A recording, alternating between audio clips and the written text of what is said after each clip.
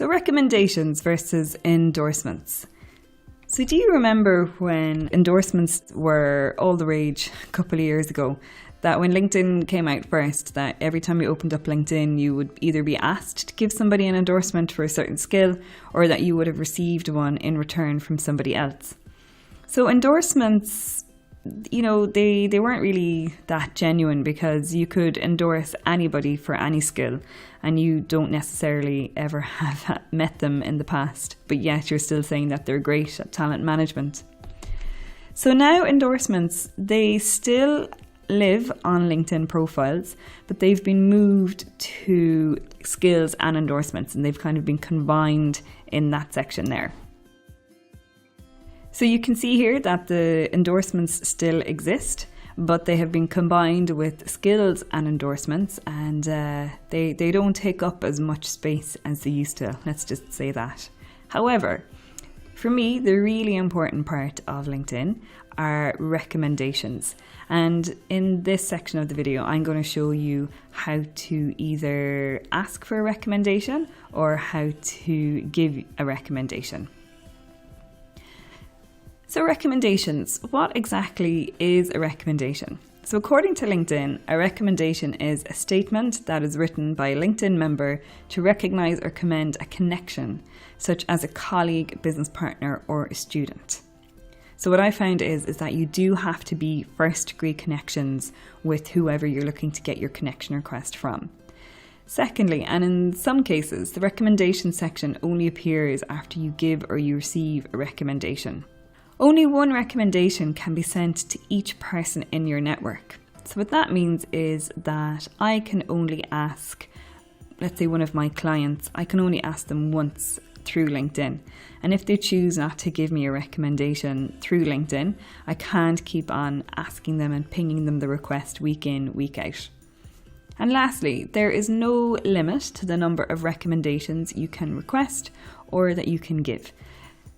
So you should aim to get as many genuine recommendations as you can, because I found that they've actually proven to be quite powerful.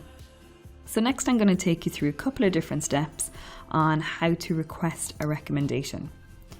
So the first thing is that you need to go to the profile of the person that you want to connect with. So I'm just going to use a friend of mine as an example. So you go to their profile, and remember you have to be a first degree connection with that person. And what you need to look for is the more box. So we need to go look for more, and then when we click on that, there's a load of different options actually under more. You can choose to share the person's profile, save to PDF, give kudos. This is the one we want, request a recommendation. You can also recommend that person. You can unfollow them, you can remove the connection, or if you need to, you can report or block. But today, thankfully, we are going to request a recommendation. So we go up to request a recommendation and you click, and then you get this box and it says ask this person to recommend you and help us personalize your request. So the first thing you have to do is you have to say, how do you know this person? So under relationship, when you click the options, there's a load of them. And I suppose they're trying to cater for perhaps students who are in college, students and lecturers, and then people who work together, and then people who didn't work together, such as like clients. So for example, it could be this person managed you directly, they reported directly to you, they were senior. So there's a whole load of different options here. But I'll just say, I worked with this person in the same group. And then next you select the position at the time. So this pulls from your entire LinkedIn profile. So it'll pull your education and it'll pull all of your previous jobs. So let's say I'm just going to go for, my current role, like LinkedIn trainer, one-to-one online training. So I'm going to click next. Now, LinkedIn are giving us this default text here, and if you never read any of my blogs, you know that I never use any of the standard default wording that LinkedIn gives. So what I'm going to do is I'm going to delete that. I'll just write in a little note here saying, hi, And I'm just going to say, let's say they attended one of my workshops and we got on great and they've got loads of value out of the training, and I know that they'd be a great recommendation to have on my profile.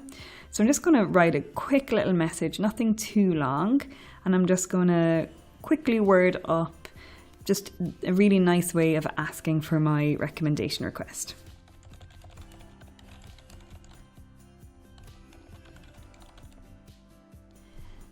Okay, so there we have it. Really quick, short and sweet little message to request the recommendation. Now, what I would say is that you would always verbally ask the person in advance for the recommendation, because sometimes what I've noticed is that if people don't know to watch out for it and they're quite busy on LinkedIn, that they might miss the connection request coming in under the messages.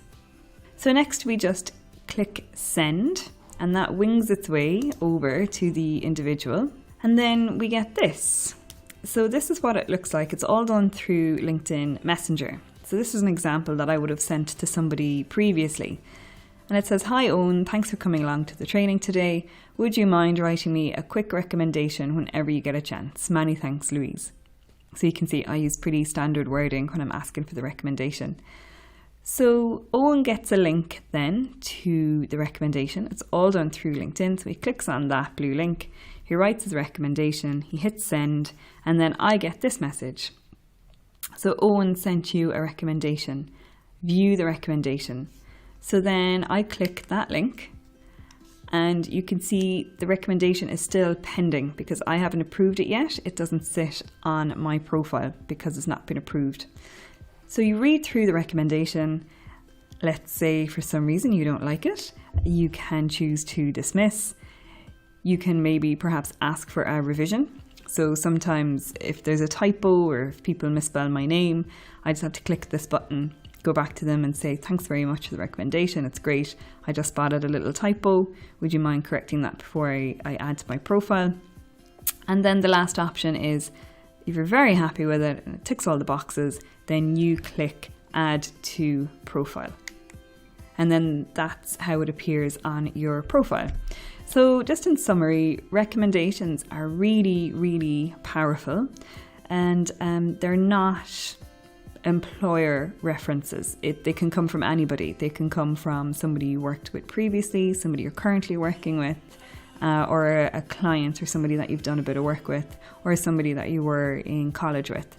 And when you're asking for the recommendation request, please just remember to ask them verbally in advance so that they know to watch out for when it's coming. And when it's pending, it doesn't appear on your profile. Another thing we have to be aware of when it comes to recommendation requests and recommendations in general is that you always control what appears on your recommendation section. So if you click the little blue pencil just up here,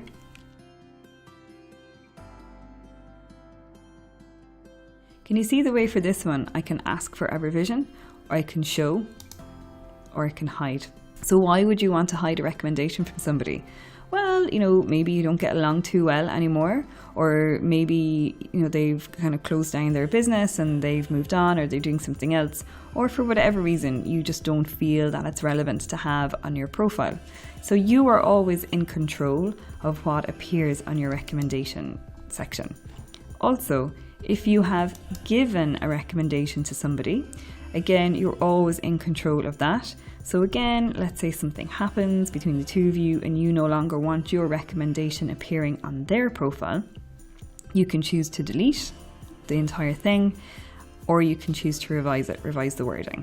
And then if you click visible, it can be visible only to you, or it could be only to your connections. But I always go for public, because that means anybody who's looking at this person's profile, whether they find it on Google and they're not connected, that recommendation is always public. But again, it's up to you.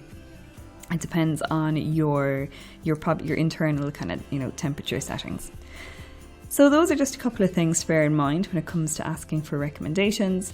If you really want to stand out from the crowd and if you want to differentiate your personal brand, recommendations are an absolutely fantastic way of going about and doing that. So go forth and seek your recommendations and make sure you try and get as many of them on your profile as you can.